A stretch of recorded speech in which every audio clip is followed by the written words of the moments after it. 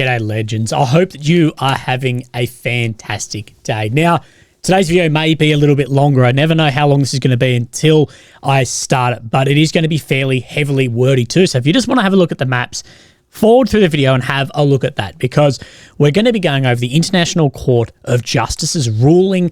I guess they threw out a lot of what Ukraine put forward to them about Russia today. We're going to go over the specifics of that and the future of that. And we're also going to have a look at what is happening in the EU with, of course, the leader of Hungary, with Viktor Orban, and the blackmail that he's accusing that the EU, that Brussels is planning on doing against Hungary to influence the decision of money to go into Ukraine. But firstly, I want to start on some good news. And 400 soldiers have returned home after being held of prisoners of war. Now, being a POW, I think that the whole situation of you being arrested, taken away, however that operates, I believe that is one of the scariest things that a soldier can actually go through. As a former soldier myself, it is an incredibly scary thing, even just the thought of that. And you can listen to guys talk about their situations and how it came about, whether in Russia or Ukrainian prisons. But 400 guys have returned home. Zelensky has said our people are back, 207 of them. We return them home no matter what. As we know, Russia still hold a lot of Ukrainian POWs. Now, Russia's defense ministry has said that it has returned 195 soldiers to Russia in a 1-for-1 swap, being 195 Ukrainians for Russians. So we don't know where the extra numbers are coming from, but we know that it's around 400, and that is good news that people are returning home. Now, this has actually come very quickly after the downing of the Russian Il-76 transport plane, which, of course, Russia claimed had 65 Ukrainian prisoners aboard, and many said this could be the end of prisoner swaps. That said, no clear evidence has actually come forward about this claim. Ukraine has either confirmed nor denied these claims, but Russia has said that there was rock-hard evidence coming, and we haven't yet seen this. And both Russia and Ukraine have called for an international investigation into this incident. Now, the Ukrainian military has claimed that it has struck a military base in Crimea, with Air Force Commander General Mykola Oleschuk posting this video on Telegram. And as you can see here, you can see this dust coming up from an impact, and then we'll hear then a secondary impact right there. That said, this video doesn't really give us that much to actually work with. But with his Telegram post, he posted, "Did you know that the 204th Sevastopol Tactical Aviation Brigade is part of the Ukrainian Air Force? Her base is in Belbek. Ukrainian aviators will definitely return home to their home airfield. In the meantime, I thank everyone who contributed to the cleansing of Crimea from the Russian presence." Now, as it said, these were using French Scalp missiles, and Ukraine has claimed that 2 Su-27s and 1 Su-30 have been destroyed, although we don't have any evidence of those being destroyed yet. And Russia claims that it has thwarted this attack, downing 20 missiles, 17 over the Black Sea, and fragments of the remaining 3 missiles that were engaged fell in a military area near where this video shows, but that there was no damage to any aviation equipment. And like I said, no photos have actually come forward yet of what has been destroyed, what has been hit, and fighter bomber is yet to comment on exactly what has happened there. So we're just waiting out on some of that. Normally it takes a day or two and it will filter through. And if it's been a couple of weeks and it hasn't filtered through, well, I think it questions the legitimacy of the claims. And we see this with a lot of these big claims, because in a world where everyone has a phone with the internet and a camera, we get photos of just about anything over a certain amount of time. But that said, with propaganda, if it gets debunked in a few weeks, well, it's already had its effect that it needed to have. But we still see that those missiles are able to travel through air defense into occupied Crimea.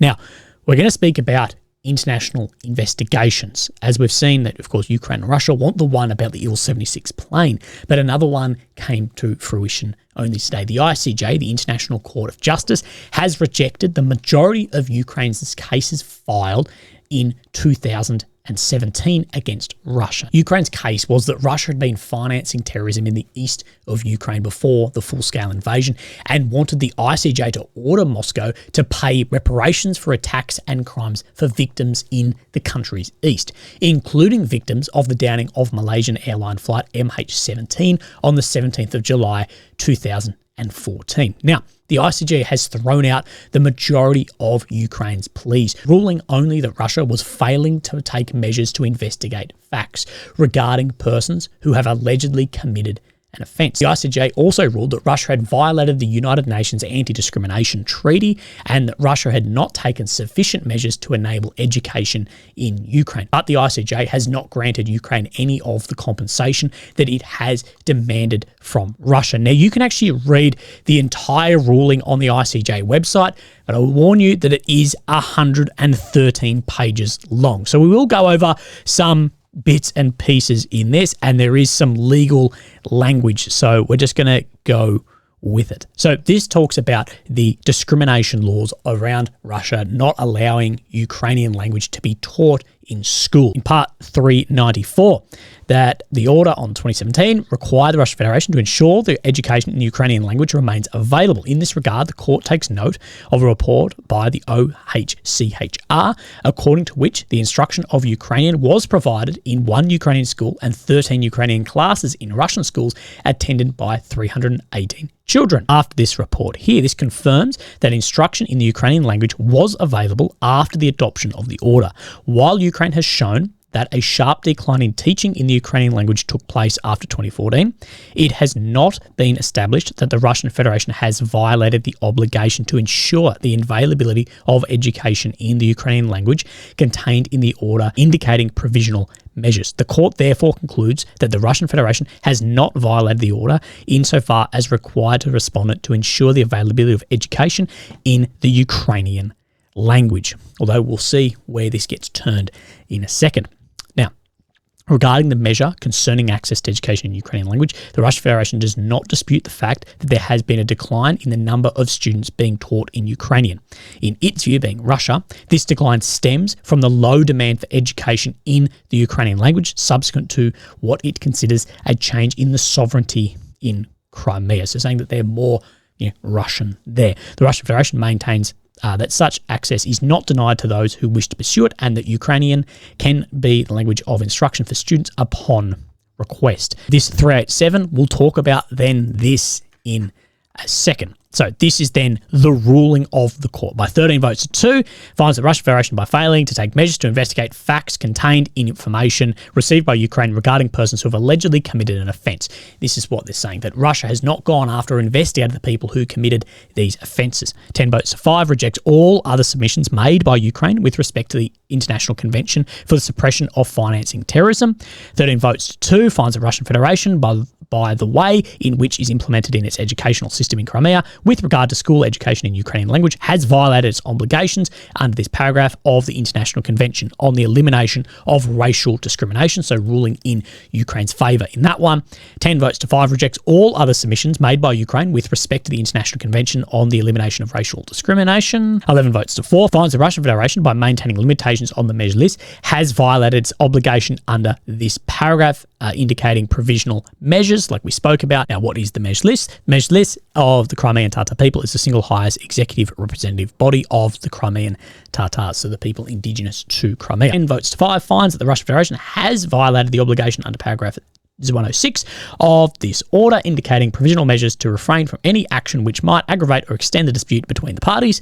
A bloody invasion a few years on, that doesn't help. 11 votes to 4 rejects all other submissions made by Ukraine with respect to the order of the court 2017. So largely was thrown out from there. So basically, all it's saying is that Russia has not taken the correct steps to investigate those who committed an offence, and it hasn't done enough to protect Ukrainian language in schools. And the ICJ has not granted Ukraine any compensation and has rejected the other claims of discrimination against the ethnic Tatars and Ukrainians after 2014. Now, of course, this has been filed before the 2022 invasion, which tomorrow the ICJ will rule in another case, which Kyiv has accused Moscow of falsely applying the UN's 1948 Genocide Convention to justify the February 24, 2022 invasion of Ukraine. So this is what we see in the second paragraph here. Finally, as far as the third measure is concerned, the Russian Federation is of the view that the case before the court is limited in scope and that the events have unfolded since Feb 22,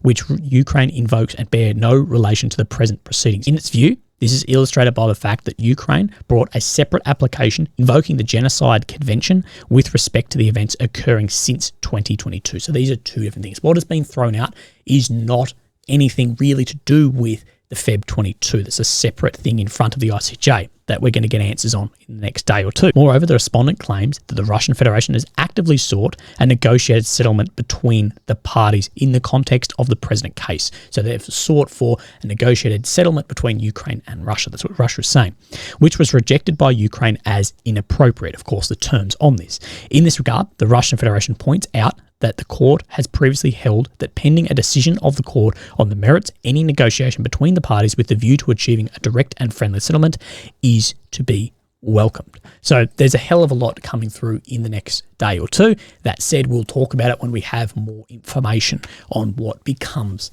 of that. Now, we are on the eve of an emergency European Union summit where EU leaders are hoping to break the deadlock between member states and Hungary's Viktor Orban over the 50 billion euro package or $54 billion package to Ukraine. Now, typically all 27 member states would have to approve this to go through. But the EU has suggested that it can take away Hungary's voting rights. So therefore, it does have all the member states voting in favour, and Orban has called this blackmail. Now, we have seen some fancy politics happen when Hungary hasn't agreed with the other member states before. We saw this with Ukraine's accession into the EU, that all countries had to vote in favour. But if one country isn't present, then the other 26, then it's fine if they all vote.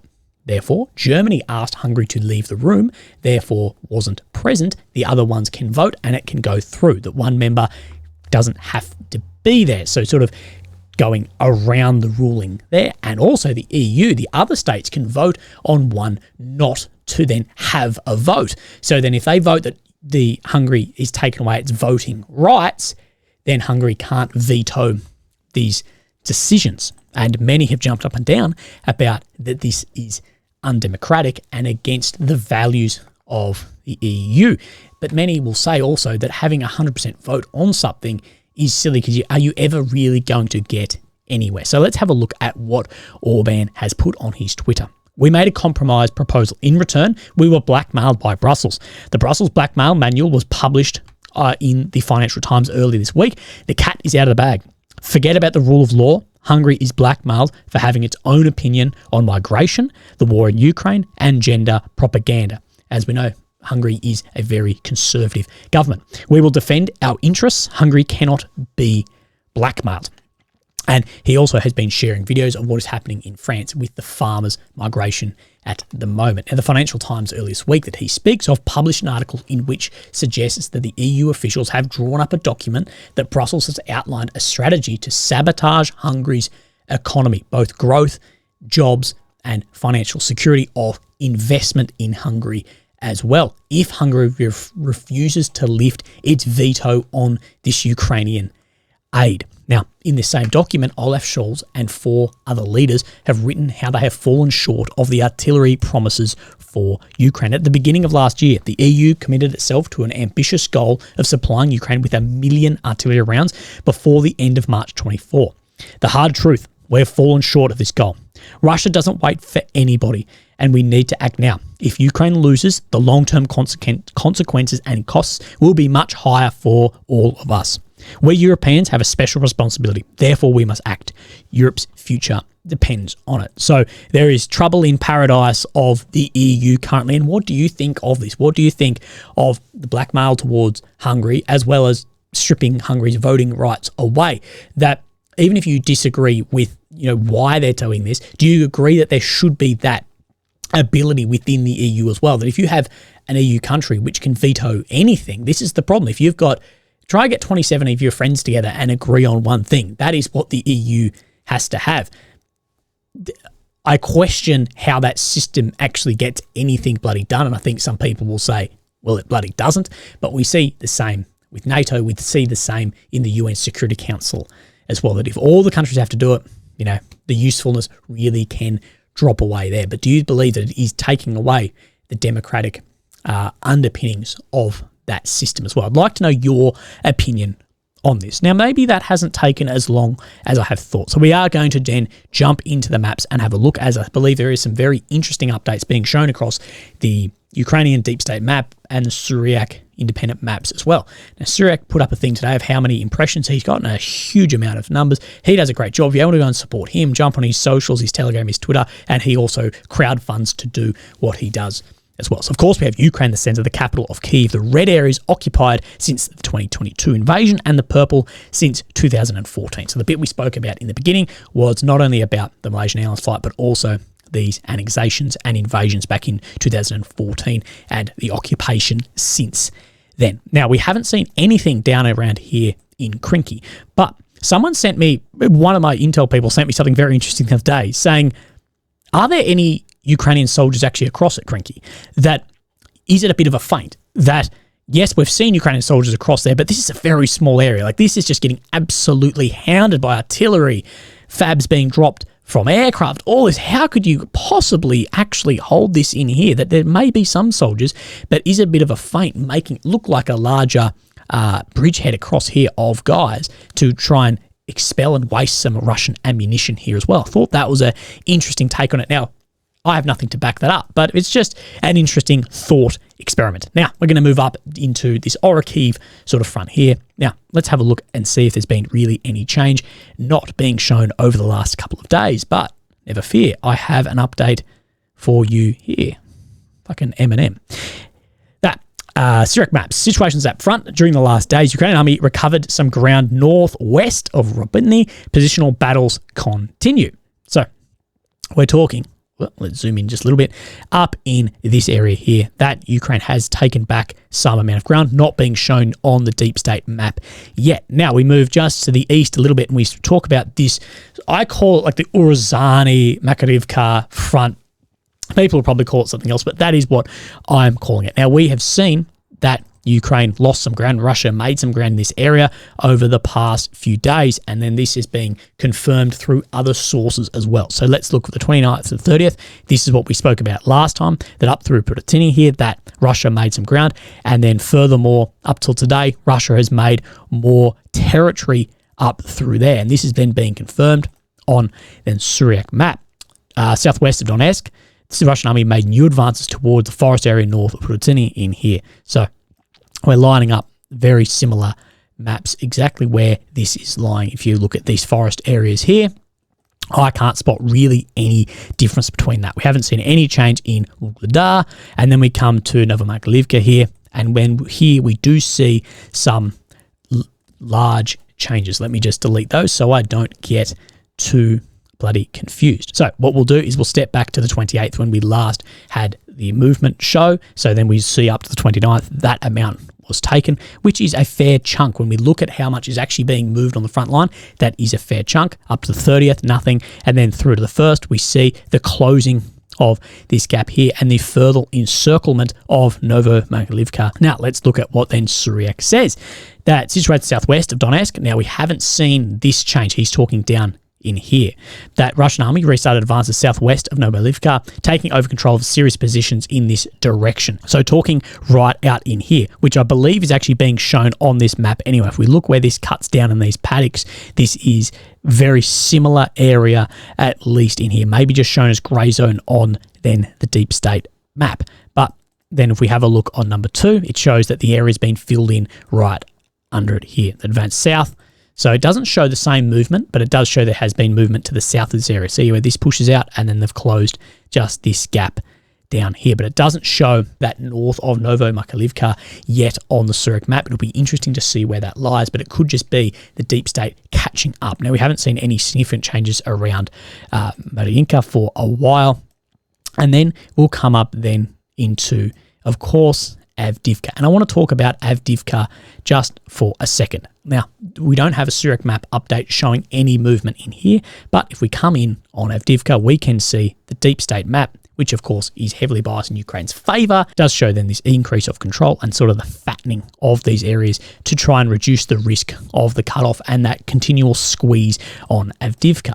Not exactly what everyone's biggest YouTuber would actually say, that the Russian army has been cut here, since this video has actually shown that that has blown out even further. Same with Tabayevka, where we'll talk about in a second as we move up there. This is why you need to be careful about looking at separate maps, because now even this map is showing that this is actually extending control in here, that they haven't been cut through in here. Even an operation that takes high losses doesn't mean that that operation hasn't gained ground, because Russia is extending its control over the flanks of Avdiivka. Now let's just push up into north a little bit, and this of course is New York. I've done some videos from on the ground here as well. Now, of course, this purple is the 2014 border. Deep State doesn't show any changes in here, but I spoke about the other day that there was people speaking that Ukraine had managed to take back some ground held by Russia since 2014. Now, this would be the second time this has actually happened. As we know, ground held that long is going to be more difficult to take back. This is why there are doubts around Donetsk and Crimea on an overall offensive operation from Ukraine pushing into those areas. But let's look at then what Surak says about New York.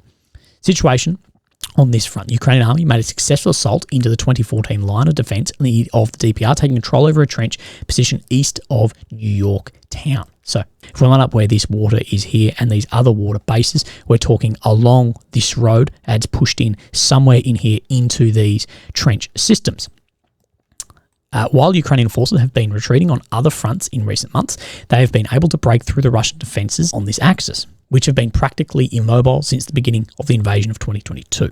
Possibly there is a reduction of the Russian personnel on this front, which has allowed Ukrainian advances. It is possible that the position will again be recaptured by the Russian army the next few days, although to do so, it will have to divert troops from other fronts, slowing down offensive operations in Avdiivka and Bakhmut, while Ukrainian reinforcements continue to arrive on the front line. So basically saying that maybe Russia is having to move troops from here, somewhere we haven't seen much movement, up into the north, or maybe down into Avdiivka, and Ukraine has taken advantage of a push through there. And we've spoken about this is the danger going on the offensive. To go on offensive, you need to move troops around. No one has enough troops to just man a few 1,000-kilometre front line.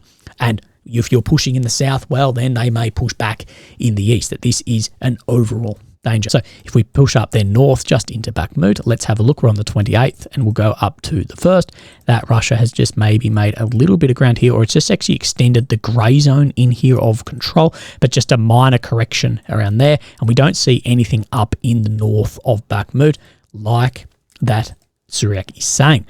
North of Bakhmut, recent video footage shows Ukrainian army recovered some of the lost positions previously, in addition with other areas in the grey area. Clashes are taking place in the axis of Bodanivka, the railway of Popovsky. So if we then zoom up in Bodanivka, of course, this squiggly line here, that is the railway pushing through here, that Ukraine has made advancement down the railway and down this road, that there are a lot of clashes going on here in Bodanivka. Some of it is under occupation, but not all of it. Now push up north from Bakhmut. We haven't seen any changes around Bilorivka, Kremenar forest area, but we have seen some just to the north here on then this Terney front. So let's step back a few days and have a look. So from the 28th, 29th to the 1st, we do see a major advancement push up here. Now there was a bit of a grey zone loss of Russian territory just here near Torsky, but Russia has made a fairly large advance from here to where it is now sitting on this map. So let's look and measure that, about 2.5 kilometres, which is a major advancement for how stationary we've seen the front lines over the past year. You've got to remember that everything is relative, and realistically, the gains made over the past, now over 12 months, have been very minimal. Situation north of Donetsk, during the last 3 days, Russian army restarted the advancements towards Terney, taking control over a series of positions located 2.1 to 2.3 kilometres from the aforementioned town, so that they're about 2 kilometres from Terney, pushing up into these positions here. And I believe these maps are fairly close to showing what each other show, but let's use the deep state one because it will be more conservative, talking 2.7, 2.5 maybe kilometres from Terney. Negligible in 100 metres here or there, but that a lot of ground has been made in Terney, and this has stepped up fairly quickly in here. Now, to the north, we haven't seen really any changes here. Tabayevka in here. Now, this hasn't been cut off, like some will say, but Tabayevka is definitely under a lot of heavy fighting, and no one is in control of what is happening here. Of course, there are the hills on the western side, the left side here, that Russia is trying to gain the high ground here, then to spill out into Pescheni here as well. And we did see that Russia did take an occupation and then were pushed back as well, only over the course of 24 hours. We haven't seen any changes around Russia really trying to push up in the northeast around Sinkivka. But there has been a fair bit of movement on the front line, but we have seen that Budanov has suggested that Russia's offensive will start to lose steam. But we will see in the future of where this goes. And I think it will be interesting that in a few days, both Warmapper and Surak will give us a monthly update over January. I can't believe January's over, of how much ground was actually made or lost. And I do believe that it may be the largest change, like net change in ground that we've seen for at least 6 months. But we'll wait out on that. Legends, if you want to support me, links down below, but never feel obliged. Have a great day. Have a great Friday tomorrow. And I'll see you then. Bye-bye.